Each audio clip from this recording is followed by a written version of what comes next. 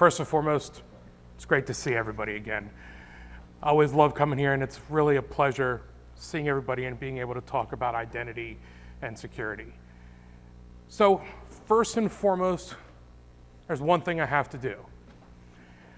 I need to take a picture of you guys. And the reason is my kids don't believe that let me rephrase that. My kids do not believe that people actually want to hear anything I have to say. Because they sure don't. And we talk about security and Dad, God, we don't need to know about this. Just wait. So everybody smile. And I appreciate it. I promise you, I will only steal your identities in the next 20 minutes. So Passkeys. That's why I think we're all here, other than the fact that our companies paid for us to be here, which is a great thing, or you paid out of pocket, which is also a great thing. So, agenda, formalities, we already took care of one formality. So, I want to warn everybody, a couple of these slides are a little more on the dense side. I'm sorry. It's not meant for you to read every word on every slide. It's really meant for a reference for later. So there are going to be some terms on there that I may not specifically talk about right now. If you want to hear more about it, grab me. I think most people that know me know that I like to talk, and I like to talk a lot, and can talk about this stuff quite a bit. So we're going to go through, simple question, what is a passkey? Difference between authenticators and credentials. Why use a passkey? A different change in mindset that I'm going to challenge everybody with. Where a passkey is used today. How to passkey, which I forgot my question mark there, and some criticisms and misnomers, and a great opportunity to open up to everybody to really start saying how bad passkeys are. Disclaimer, I'm here for me. I'm not here for the FIDO Alliance. I'm not here for Yubico. I'm here for me. So these are all my opinions, we will say. Some of them may be rooted in fact, some of them may be out of left field. I'll leave those up to you guys to decide. Please don't sue me or my companies. Okay, who am I? I'm Joe Scalone. Some of you know that. Everybody can read. I've been around for a little bit, been doing identity for a little bit. I do a lot of work within the federal government. I do a lot of work with NIST. I also do a lot of work with our partner teams, really understanding and documenting the ins and outs of how FIDO works within their applications, their ICAM stacks, truly trying to understand, okay, is this easy? Does this work? Do you need a PhD to set this up? Why? And then document it so you don't need a PhD to set it up. Because I hated it, setting up something that the documentation was awful. We've all been there, and you couldn't do anything with it. How many people have ever heard of HID? Their documentation was lovely. I came across this the other day. Thought I'd share it. Give everybody a moment. No. May have had this printed out and sitting in my office. How many people have ever had to use a 32-character password, other than Andy? Yeah, sucks, doesn't it? You have to change it frequently? Don't answer that question. But yeah, passwords suck. Let's be honest. We all know this. How many people know when passwords started? Digital passwords, let me rephrase that, because otherwise it'd be cavemen. 1961, a computer science professor at MIT built a shared computer system, and he needed to make sure everybody had their own private environment. So we're still using a computer solution that was developed 70 years ago. Can anybody think of any other computer-based solutions we may be using from 70 years ago?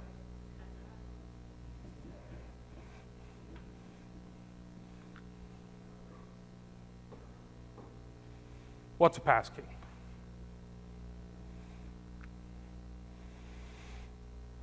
At the end of the day, a passkey is a FIDO credential. Marketing. Everybody loves it. Really what it's important to understand is really that the passkeys are credentials. And the passkeys live inside of an authenticator or inside a platform. You really want to make sure that that platform is not confused with the authenticator. I know that's kind of confusing. We will go over it at least 30 more times. Oh, I forgot to mention something. If you have questions, raise your hand. I'd rather people have the opportunity to ask their questions when it comes up than to wait till the end. So we will definitely poorly throw around the catch box and see how many computers we can take out. At the end of the day, passkeys are really meant to help people move away from passwords.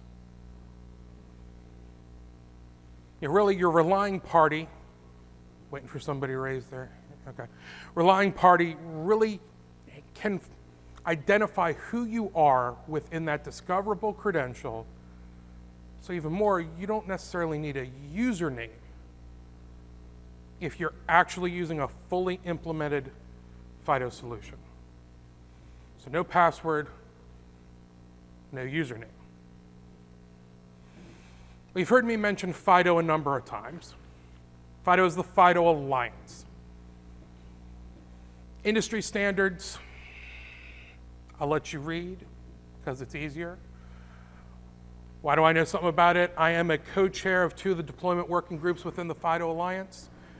It's great. We get to travel the world, go to exotic locations, sit indoors all day long and talk about computer stuff in those exotic locations. Don't know who thought of that one, but it's fun. I highly recommend that if you are interested in passkeys, you're interested in FIDO, join us. Send me a note, send the Alliance a note, go to their website.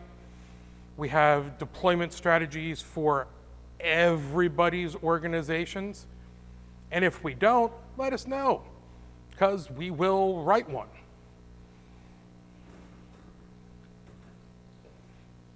Let's get into some fun terms. Like I said, some of these get a little wordy. A lot of these we'll go over later. One important one I really want to highlight is attestation. Has anybody heard that term before when it comes to an authenticator? All right, so you know how important it is if you want to have or reduce your level of risk. That really is letting somebody know that, hey, I, Joe Scalone, registered this specific YubiKey on such and such a date, on such and such a computer, and yes, that computer is in my MDM. Yes, this is the serial number of the YubiKey that I issued them, and that's the one that they're using during this transaction. And see how important that would be to understand that whole train.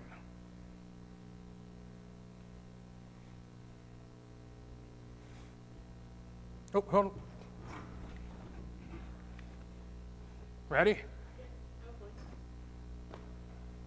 I was just asking about, I was going to ask about the attestation there. Is it, so theoretically, I could deploy a computer and I assign it to John Doe over here, and then any site he goes to that needs John Doe's credentials, it just is automatically logged in?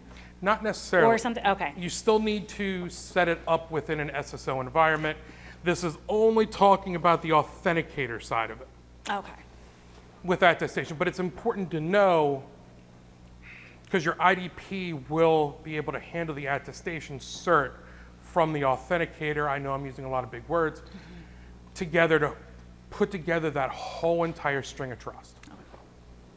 I'll let you hold on to the catch box because it just, I'll set up some slow motion video for when it gets thrown. Any other questions on this one? And I'll get these slides out there to everybody. I'll get them up on the websites. If you need something sooner than that for a presentation, just shoot me an email. My email address will be at the end, and I can just send you something out of band. So really 2 different types of passkeys. Unless you've been living under a rock, most of them that you've heard about are synced passkeys. These are the ones our friends at Apple, Google, Microsoft. Where's my Microsoft guy? Yeah, go listen to his talk tomorrow, was it? Really, the concept behind sync passkeys is you bring that authenticator with you everywhere. You can see why this is awesome. You know, anywhere that you are on that platform, you now have your relatively high assurance authenticator. Yeah, the other basic other class is a device-bound passkey. That can be on a security key like the ones I pulled out of my pocket in any which known form factor. It can also be on a trusted execution environment. It can be on a TPM. So it can really be on the hardware that you're taking with you everywhere. It depends on your use case on which one would be of interest to you. So really, passkeys come in all shapes and sizes. Let's get more into syncable passkeys, because that's the one, like I said, most of us are going to be exposed to first.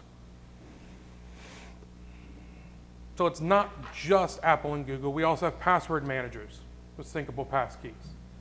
Several of them have come up. You know, 1Password is one, I believe. Dashlane is another.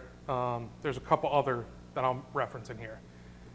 Phishing-resistant authentication. So the government is pushing all of us to do.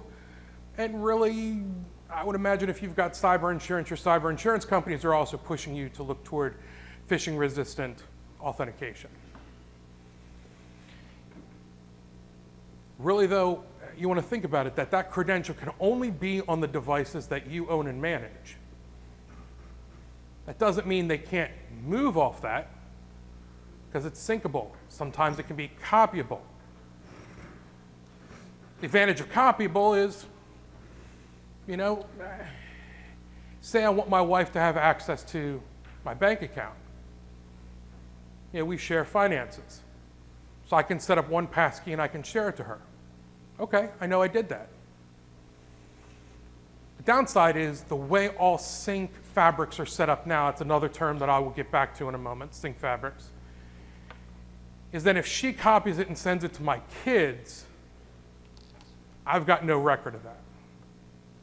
And I've got no idea that they have it. And then if they take it and send it to Robert over there, because they want to go up on something into the sky, but I won't mention anything beyond that, I will have no concept other than Robert saying, do you know what your kids did now? You can see why that might be a problem, especially in enterprise environments. I think I gave away the slide already. Yeah, go ahead. Catch box. Throw to the back. You go back. Where we go? Yes, sir. The second con, I'm going to talk about multiple ecosystems. Yes. Is there anyone working on a solution for that? Yes. Anything you can share? Yes. Maybe. No. There's another thing that came up in Japan that we've been working on within the FIDO Alliance. The first thing we're going to do is come up with a standard, because we are a standards body. That has been agreed upon. Who's working on it? There are several companies working on it.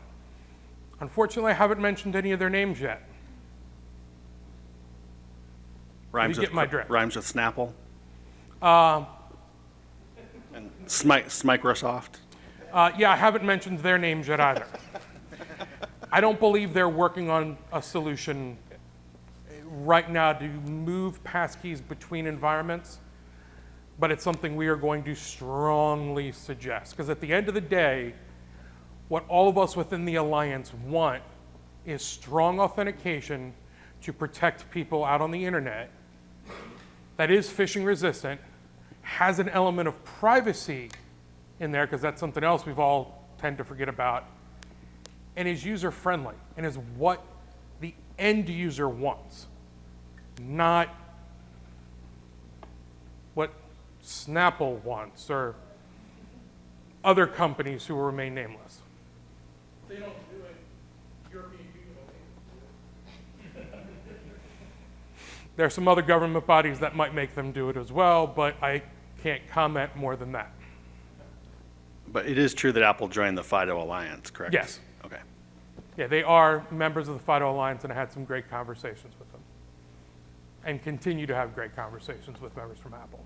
At the same time, I know a lot of people within the FIDO Alliance separately, our member companies reach out and talk to Apple frequently, mine included.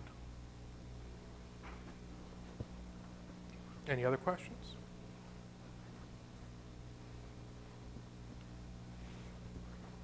We already established think passkeys can be copied. At the end of the day, you have no control, you have no visibility. That's wonderful, because isn't that what we're trying to prevent with passkeys? Because we all trust our end users with their passwords, right? That's what I thought.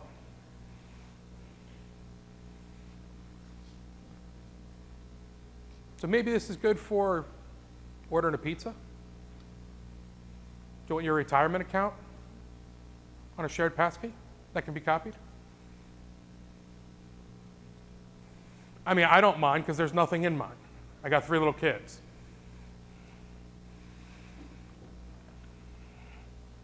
I told you we'd come back to this lovely argument, authenticator versus credential. For years, your authenticator and your credential were basically the same thing, so we talked about everything together. Authenticators are not credentials. Credentials live on authenticators. Really, the reason why that ends up being important is when you are thinking about authenticators versus credentials, we can sit there and say, okay, well, what credential are you using? And now what authenticator are you putting it on? Is it on a smart card? You know, a PKI cert on a smart card? Is it a static password that you've hard-coded into an NFC chip? Please don't do that. Is it your little OTP dongle? Is it an app? Which app? Think of it. You can, with the authenticator apps, when you get the QR code, you don't have to stick to a Google one or, you know, another company who will remain nameless as one. You can use one of your own. You can use Authy. No. Somebody always wondered if I'd mention Authy.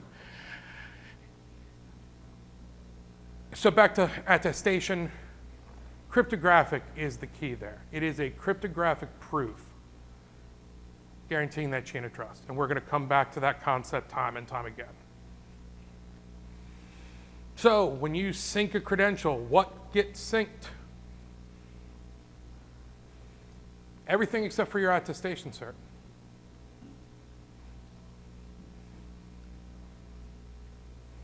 Why?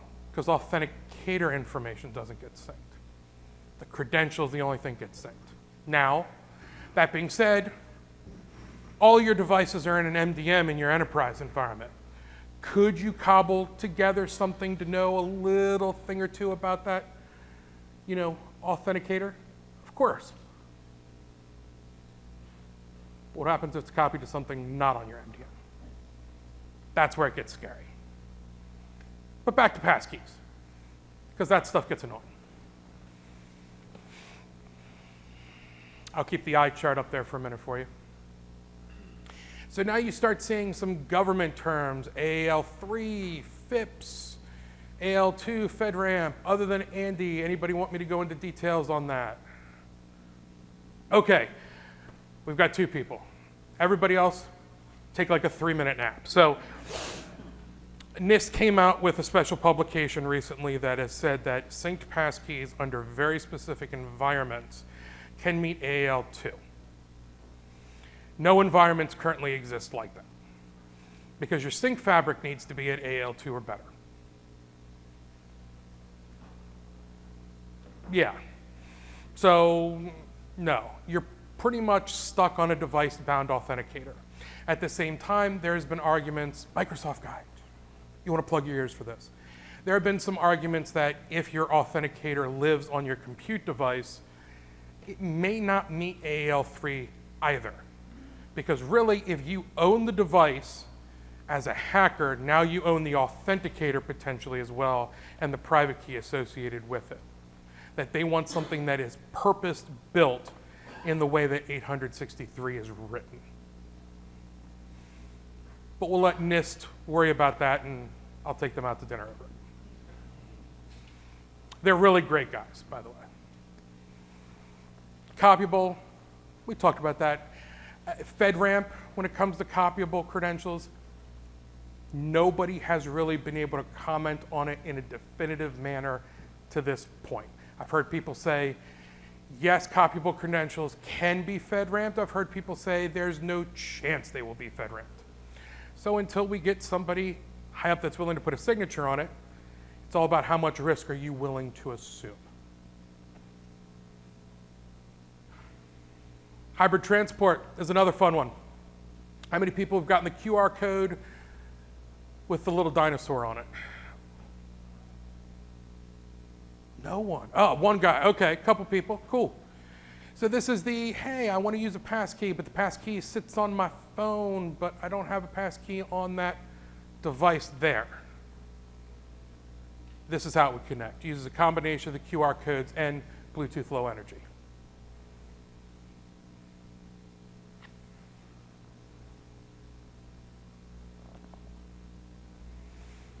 Other terms, DPK, I'm going to skip over because I bet nobody's heard of it and most people won't for a while.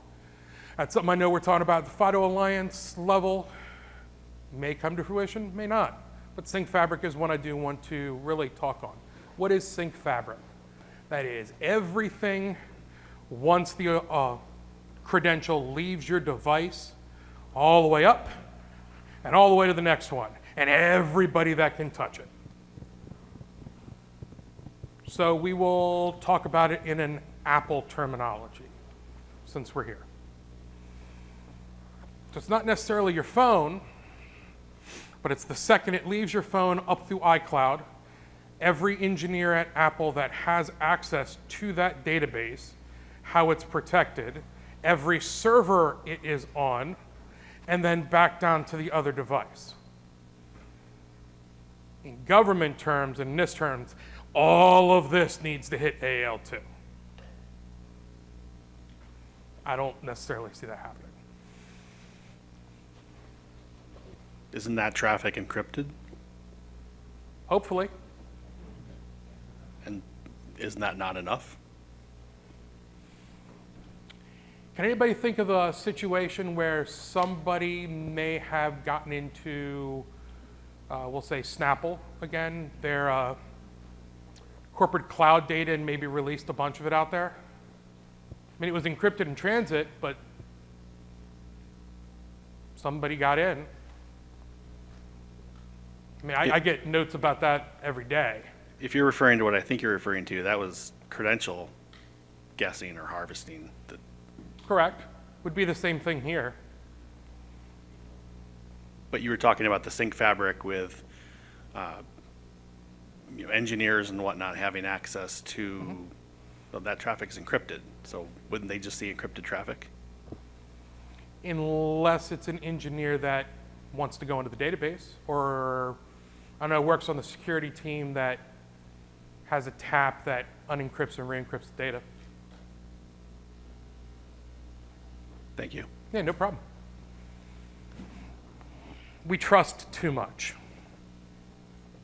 at the end of the day.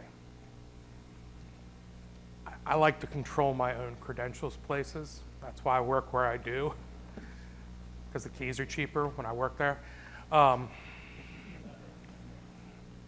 There's some other reasons, but I'll keep it at that. At the end of the day, you know your password, which is great. When you save it, like some of us know, on a Post-it note or in a plain text file, and it gets synced up to the cloud, that's probably not a good thing. There are lots of attacks out there. We're going to talk about some. It'll be fun.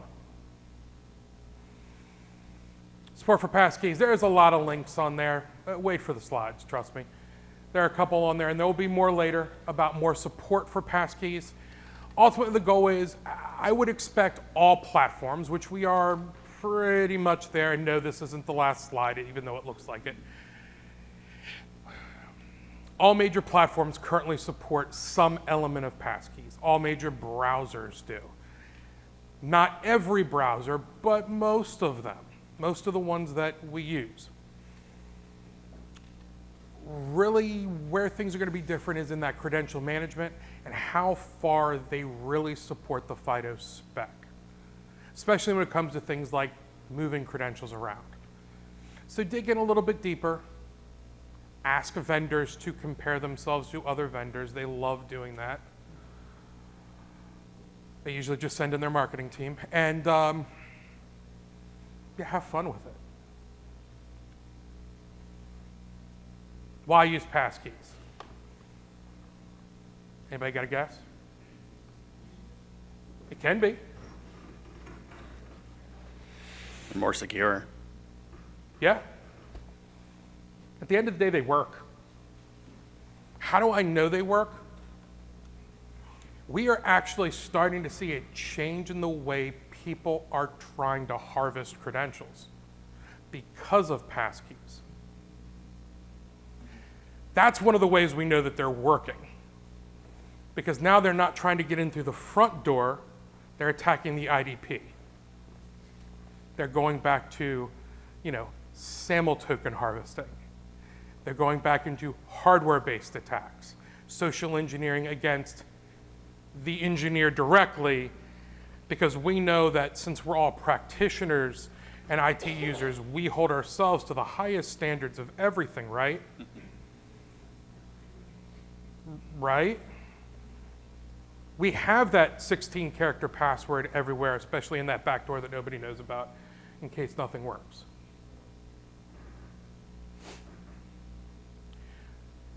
Traditionally, we've seen something else.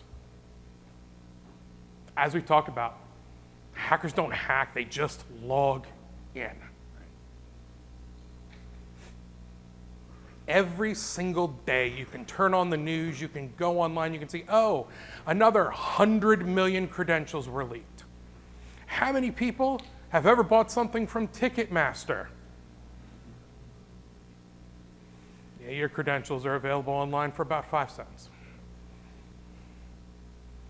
Hopefully you didn't use those credentials anywhere else, and if you did, somebody's already tried.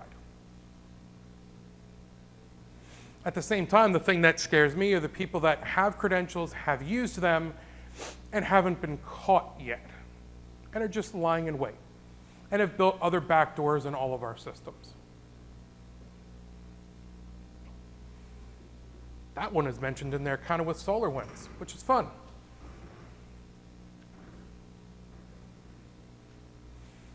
Does that stat surprise anyone? 82% of breaches were caused by stolen credentials.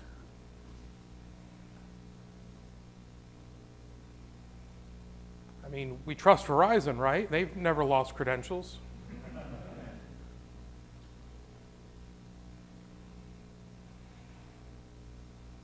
Let's get a little further on that. Those numbers are tiny, but it says 323 basically percent growth in phishing, vishing, and farming. Yeah, voice phishing is my favorite. And these have accelerated, not slowed down. There's this lovely thing called AI. I don't know if anybody's heard of it. It's relatively new, no articles, no conference sessions ever about AI. I think I got a note that I had to say AI at least 12 times, otherwise it wouldn't be a conference session.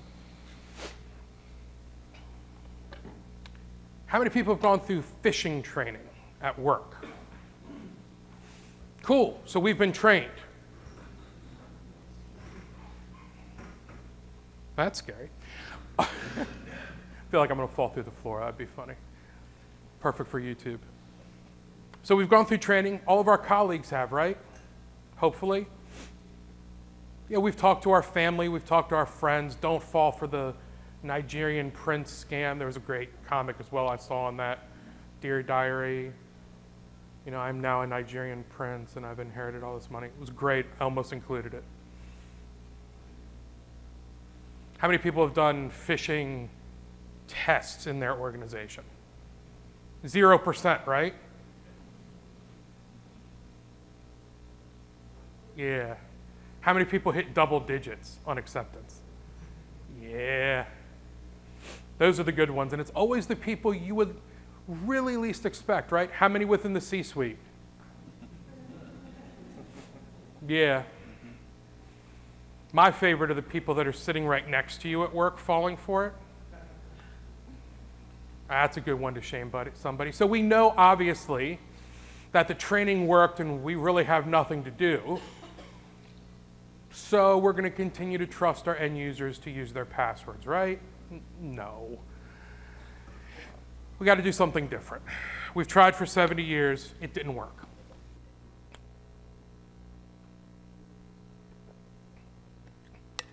That's why we're at Passkeys. So let's put it a little bit differently.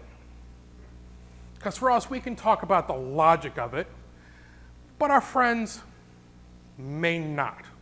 This is the audience participation part. In 2021, why 2021? Because it takes them a long time to figure this out. How much did cybercrime cost the world? Just throw out specific numbers for me. 300 billion. 5 billion. 5 billion. 5 trillion. Who said 5 trillion? 2 trillion. We got a 5 trillion. Anybody else? 8 trillion. That's a good one. Anybody else? So people chuckled. Oh, what's up? I'll give you a hint. It was 11 of those a minute. Yeah, you laughed at 8 trillion, but... So let's put that in perspective. Does anybody know what the GDP of the United States is? $28.7 trillion. They're number one. Number two, China, 18.5. You know what the third largest global GDP is?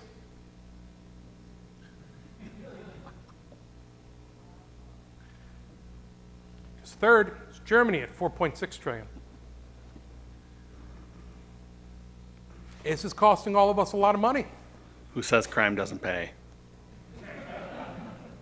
And even better, you can do it while sitting at home. Wow. This is a stat I always love to tell people, especially if you're trying to ask for more budget. Bless you. Because everybody says the same thing. Well, that's not going to happen to us. It's not going to cost us any money. Anybody have cyber insurance? Yeah. No, it's already costing you money because you had to buy cyber liability insurance. We didn't need that 10 years ago. Unless you were really big, and then it really didn't happen often. Now, it's almost a necessity. But it's also getting so expensive, people are doing without it. They're willing to take the risk. And then usually something happens.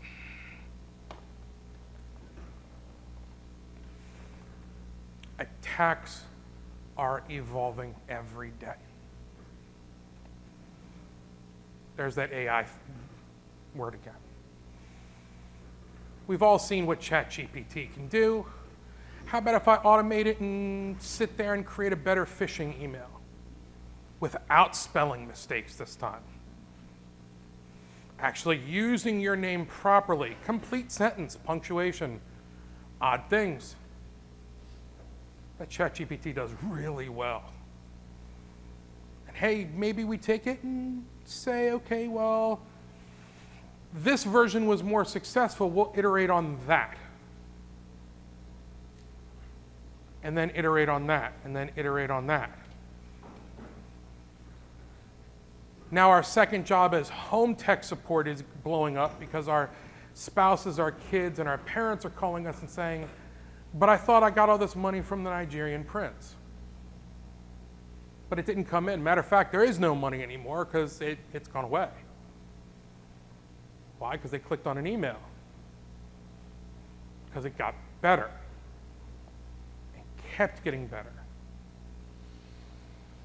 And what's awesome about that is if you want to try that at home for yourself and want to make an extra billion or $6 or trillion or $6, you can go online right now and for about $10 you can buy a program that will do that. And for about $20 more, you can get 50 million email addresses that are currently active. So for $30, I can send out a very, very high quality phishing campaign.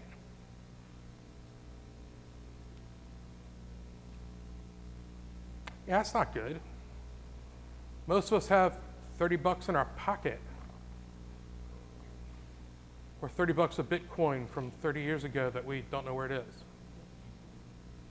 That's probably worth $1 billion at this point. But yeah. Also, targeted attacks are really changing as well. People are looking not just on specific global phishing campaigns. We've seen a big increase on spear phishing. We target one individual. Why?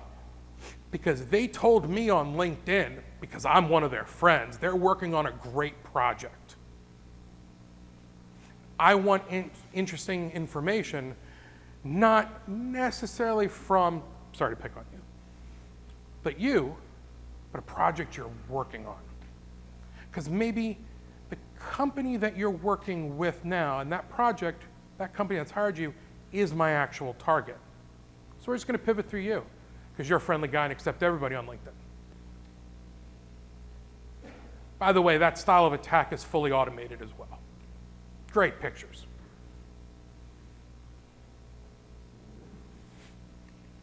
Hey, you want me to follow it up with a text? If you've listed your phone number, that can automatically happen as well. You see how this is a problem. At the same time, nation states are really putting their might and their money behind it as well. And we've seen that in very great detail in recent times.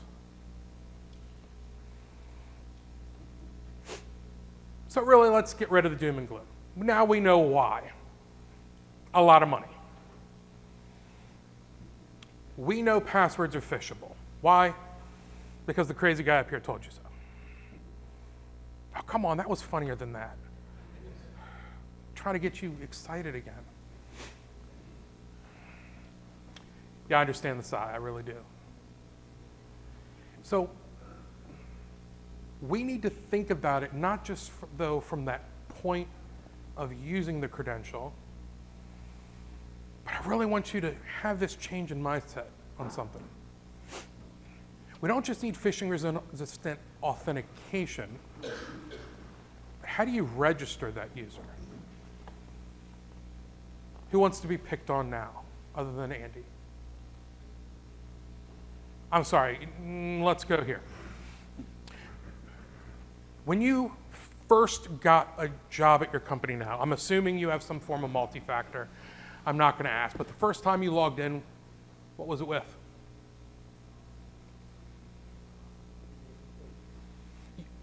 IT hands you a computer. You sat down. How do you get onto the computer?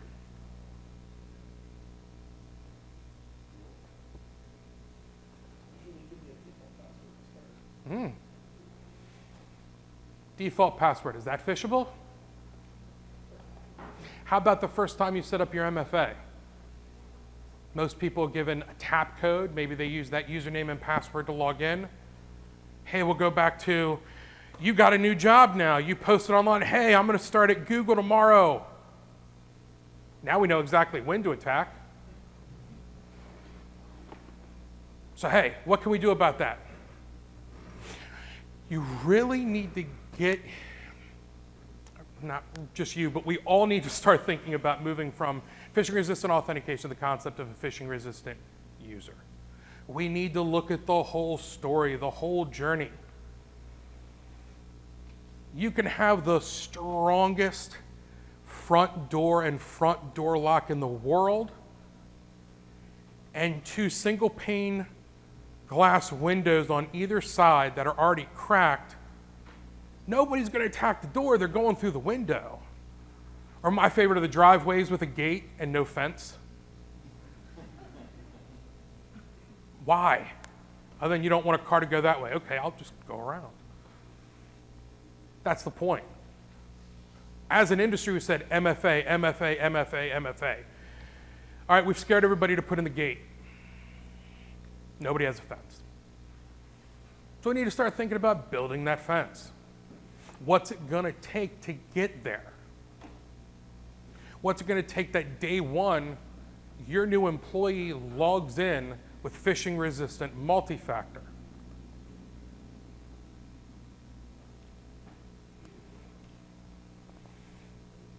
Not just on day one, on any platform. New platform, old platform. Personal phone, when they're logging into a company asset. Because everybody's company still buys them all their assets, right? Nobody's bringing their own, right? Across every scenario. CEO's on a plane, he left his iPad on his desk. He's going to Germany to give a great presentation. You want him to log into the iPad he just picked up from the Apple Store with a username and password the first time? Nope. Probably want him to use something a little stronger than that. So outside of actively being on the phone, type in this number right this second, and having it set up to be single use, and they don't get it wrong 12 times, not from personal experience. Yeah, you want to be able to really get people to use it then. Also, how about letting them use it at home? A lot of companies are really afraid of you taking a corporate asset and using it in your personal life. What happens if that asset is completely cryptographically separate? But now they're securing themselves at home. It all adds up. Great story of somebody whose Snapchat was hacked. Why does that matter to a company? Because they used that to get a list of names, cross-referenced it to LinkedIn, found out who most of their friendly coworkers are, locked her out of Snapchat, and got one of her friends to help her put in a help desk ticket to unlock her work account. That's actually a true story from about 5 years ago. The adversaries are not as dumb and don't all wear hoodies.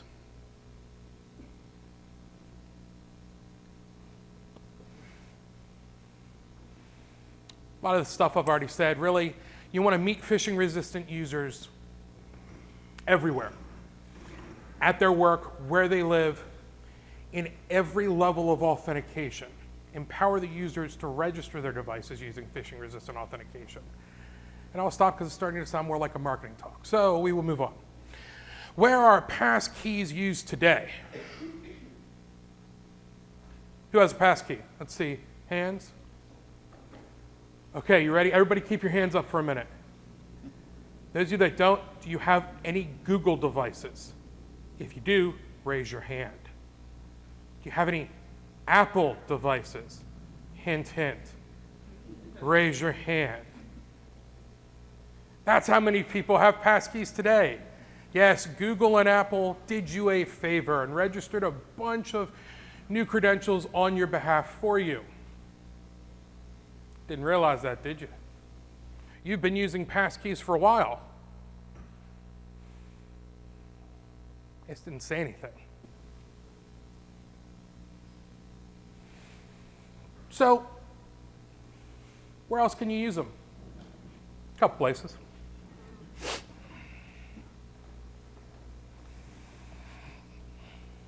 These are the ones I could fit on this slide. I kind of got tired. My hand hurt after a while because I didn't have my little mouse with me.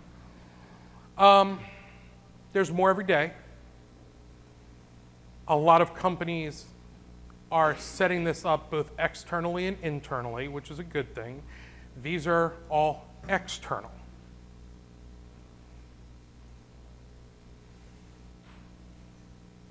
So few.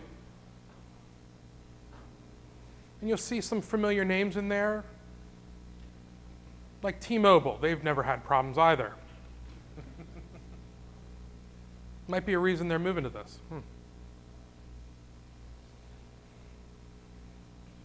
How to passkey?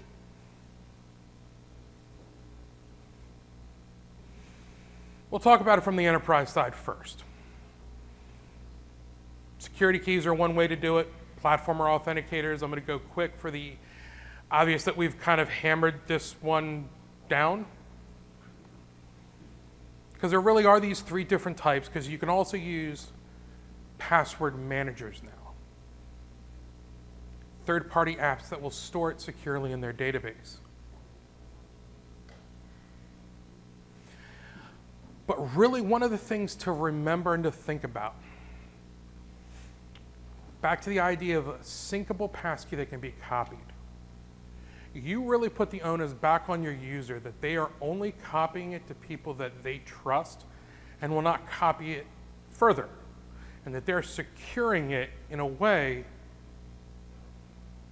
that protects it from being copied without their knowledge. Similar to something else that we've been using for the past 70 years. Device bound, you don't have that issue. You need to physically have the device. Whether it's the laptop, the security key, the phone, it doesn't matter. You need this in your hand to use it.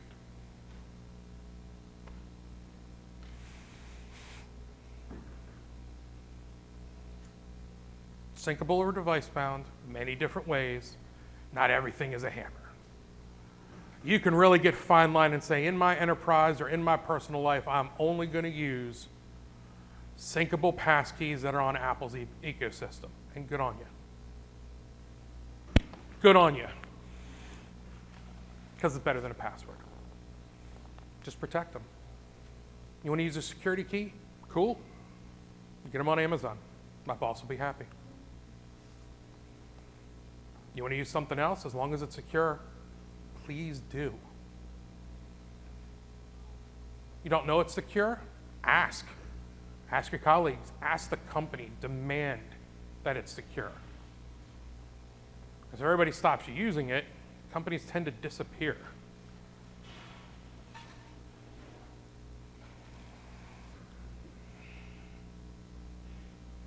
We're getting to the fun slides in a minute, I promise.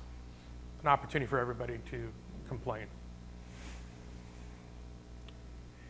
We talked about phishing-resistant users, but also remember your credential life cycle management. How are you going to manage your passkeys for onboarding? Remember to handle them for offboarding, because we always disable all of our accounts and remove them from all the groups, right? How about if they lost the authenticator? Hey, maybe you upgraded them after 12 years and got them a new phone. The brick no longer worked. How did you train them on it? How will users use them? Do you have an ICAM solution in place? Where's the talk box go? All the way in the back corner for me. Who's got the yeah. This will be fun. Nice. Hello? Oh, great. How do you properly dispose of a YubiKey key? Where I work, we find that users tend to lose them often. So, for example, if someone just picked it off the street, couldn't they, in theory, like you said earlier, just search their name and then go from there? Well, you would need to know the PIN number or the biometric to unlock it, the same way as if somebody picked a phone up off the street. I know people that lose keys a lot. That's one of the reasons we have a subscription model now, that we can give you keys. Look, I can't tell you how much it is. I don't know. I'm not in sales. I wish there was a better way to keep them in people's hands. I do. I use the analogy, you don't forget your house keys or your car keys, even though I don't have either anymore. And if you're in an environment where it's all, if you're in an environment where people are losing them significantly, like in the 40 and 50%, maybe that's not the right solution for you and you should go to another platform authenticator. Just don't tell my boss. Can we edit that one out of the YouTube? So I had never thought about this until literally just now. How safe or secure is it to attempt to reuse a YubiKey? Say someone leaves the company, can you effectively wipe the YubiKey and put fresh? Okay. I've Yeah, literally you can wipe it. The other fun part is back to literally my last note in here that I hadn't gotten to yet was, how will they use them? ICAM solutions are individual apps. So with FIDO, you can go to a specific app or website, or you can go through an ICAM solution, do it all through single sign-on. If you're doing it through single sign-on, you can clip it there. They may still have the credentials on their key, but they're useless. If it's an individual app, you got nothing. And if you didn't wipe the key before they left, you got a problem at that point. And that's not just with a YubiKey, that's with any FIDO credential for that matter.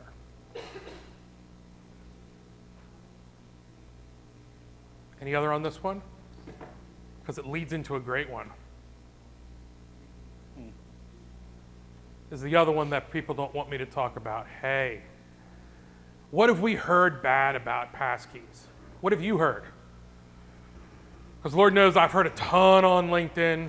I've seen a couple educational briefs. Those were fun. Talk box all the way back up front. Oh, jeez. You watch the drinks? Nice catch. One of the things I hear is, do I have to take this thing everywhere with me? I said, yes. Yeah. I mean, most people take their phones everywhere. Most people take their wallets and keys everywhere. Now, granted, I don't take my YubiKey with me everywhere, realistically. Do I have it on me now? I mean, you've already seen me use it as a prop, so obviously. If I'm going to be working, I have it with me. If I'm going to be in a place where I think I'm going to need to authenticate, I bring it with me. I also have a spare with my credentials on it, but I can afford to have multiple spares places. What have other people heard? So we're coming back this way.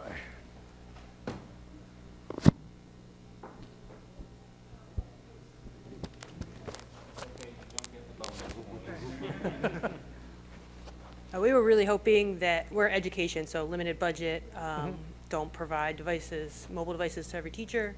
So we were really hoping the authenticator passkey solution was going to work for us, but we also have buildings without signal. And we found out if you no signal, no passkey on the authenticator app. So that's kind of killing that for us. So that's kind Well, there is a solution to that, a device-bound one that is portable. I happen to know a company that sells them. again, budget, but I agree, I would like that too. Yeah, we've got, there might be some ways around that budget. Okay. So I know that the government is putting a lot of grants and programs to help out in the educational space to really modernize authentication. We also have some, if you're going FIDO only, we've got some keys that are relatively inexpensive. I think it's $20 or less retail, which obviously if you're buying more than, I think it's 5, they start discounting. Okay. Coming all the way back up. Watch out for this guy's head. Nice. There we go. So I had a friend who loved playing around with browser extensions, got really into passkeys, and was a little concerned at how easy it was for browser extensions to intercept passkeys, and was informed when he brought it up that it's working as expected. It depends on how it's being intercepted. Because in some cases, if you're doing a replay attack, yeah, a lot of times it is working, especially if it's a browser-based passkey, it is working as expected. Because if somebody owns the device, nothing's going to help you. There are ways around that. There are other passkey solutions where you really need to have physical presence there, which is the one way kind of around that. But at the end of the day, if somebody's intercepting all the traffic on the machine, I don't care what vendor it is. None of us have a solution out there, not only for authentication, for anything, other than stopping that attack. I wish I had a better answer for you, but there's always a way around. Right. I knew you were going to raise your hand. All right, this is not going to be a good throw.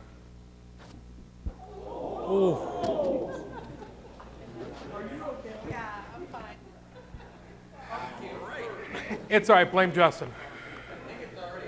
I have claimed that this thing is going to kill somebody. Hi, long-time listener, first-time caller. Yeah. Same. My major criticism is compatibility, right? If I use Chrome, because I'm that guy, and you go to sign into anything that's Apple, Apple wants you to create a passkey, and it doesn't work right. That is because of two companies not fully implementing the spec. Pass the blame. No, this is one of those, it comes back to the vendor lock-in. Yes. Some vendors want you to lock into their solution and only use their solution because we only use one browser, one branded device, one brand of everything, right? You haven't met my kids. Andy said at a time, by the way. So are we going to get to a point where we can be a little more portable about it? Yes. There is a hybrid model that can work, as I showed pictures of it with the QR code. It is set up on certain platforms. It is not set up on others. That is nothing more than a checkbox when they set it up. So it was a purposeful decision not to support it. So really, at the end of the day, it's going to come down to all of us saying, no, you need to support this. Because Lord knows we're trying on the vendor side and we're trying at the alliance side to make it as smooth sailing for any version of passkey to come forward. All right, there was another hand up that I saw, but it went away. Yeah, I understand. Don't get plugged in the face. Justin can't throw. The only thing I can add to the criticism Yeah. is my concern that I talked about. Yeah. Persons, we can't restrict what Apple accounts that we can sign into the device on. Like if we sign with a personal Apple account and then say the passkey, and then where does that passkey go? Right. Our keychain to their personal device. So basically, yes. Blah, blah, blah, blah. We need attestation, blah, blah, blah, blah, blah. And that argument has come up as we discussed privately. I won't say specifically who and what they said about it. But let's just say that some vendors like the idea of using attestation in synced passkey environments. Other vendors say, well, they're taking off too big in the consumer space for us to make any changes right now. We'll come back in a couple of years to talk about it. I'll let you decide which vendors said that and which ones didn't.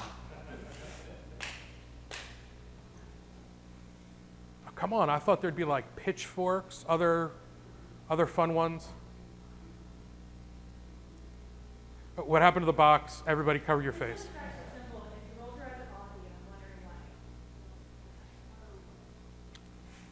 Google Authy hack. You shouldn't if you use it. And I'd recommend you change.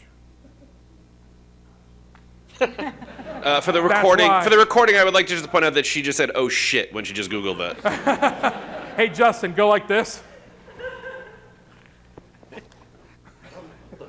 Hi. The most recent one was last week. Yeah, that was the more recent one. There were at least 2 more that were publicly disclosed before that were basically all the database. I feel like I saw this on Sorry. a previous slide. All right, go ahead. Yeah, talk to me afterwards. That was going to be my question, is I think I saw it on a previous slide, but like what is your recommendation for like an alternative to Authy or like what is your preferred? You know what's OTP? funny? You should bring that up. Hey, It's almost like you saw the speaker notes. So, hey, look, I've seen weirder things out there. The secret handshake is the one that I recommend to everybody. No, at the end of the day, you got to do what works for you. Look, I'll be the first person to sit there and say, we're going to be in an environment that passwords are going to exist for an extended period of time. Nothing is completely secure. Nothing ever can be. I've said it from day one, the only secure computer is sitting in a box in a corner and has never been plugged in. Kind of hard to use, but it's very secure. Digitally, it might grow legs very quickly. You got to find what works. I obviously recommend Passkeys because that's what I'm sitting here to talk about, but that doesn't work everywhere yet. You know, there are, authentication app solutions that you can use a passkey to unlock. So you still need a physical device in hand to get those OTP codes. You also need to balance the level of convenience with security. Look, syncable passkeys, any syncable solution is extremely convenient. But you've just opened up the attack surface significantly because it's no longer in your possession. I know at the end of the day that Justin would have to mug me back there to get these. And I do not like his chances, even though he's from New York. But he would also have to get my PIN and also know exactly what sites I have these registered on. So there's a lot of information you have to know really to use any of my authenticators. Chances are most people aren't going to have all that unless they're specifically targeting you. And at that point, you might have bigger problems on your hand. It's actually worse because Justin's from New Jersey. Oh, never mind. No, I would like to put that on record. Go back to the talk box. I mean, if he's from Jersey, then my kids can take him, so. Let's cut that one out, too. Any other, go ahead. so I got another one. I'm curious of your opinion on solutions like 1Password that you can store a password and an OTP in the same product. I'm curious on your opinion. You could also do passkey, OTP. Yep. They are great products. I love the guys at 1Password. We use them. I use them personally as well. So it comes also back down to risk because you still have a centralized database that is sitting there that, of course, you're securing with the highest level of assurance authenticator, right? Not just a 16-digit password for convenience sake. Right. So you have to really secure that database somehow. Otherwise, even though you're using a passkey transactionally at that point, you're still as weak as your weakest link. It's the get smart door entrance, right? It's, How do you know how to get into my house? Because I beat your kids up. I'd like to see you try. No. For those who I mean, don't- my kids are 6, 8, and 10 to put things in perspective, so they'd swarm you. Yeah. No, but the idea here, and you and I have had this conversation, but this is Yeah. really for everyone else, because we use 1Password internally at work, is using something like a Yubico key as the doorway to get to the 1Password, Correct. right? And so it's a matter of semi-inconvenience as opposed to completely being inconvenient and having to use it for every single password. Agreed. You know, and it, like I said, it comes back down to risk. You know, if you're going to log in to get a pizza, see, I didn't say Domino's this time. If you're going to log in to get a pizza, do you really want to use the highest level of assurance to get into it? Probably not. But if you're going into a brokerage account that you've got millions of dollars in or millions of pennies in like the rest of us, you might want to use something a little stronger. You know, if you're storing stuff that's valuable or sentimental to you that you don't want something bad to happen, as high a level of assurance as you can go is typically what I recommend. Where it's convenience, and if your account gets popped, it's no big deal. Do what's convenient. Do what works. Or go back to smoke signals.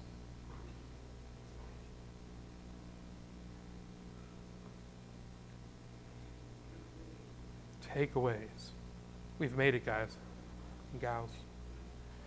Passkeys are a newer technology. I completely forgot to mention it. They actually started back in 2012.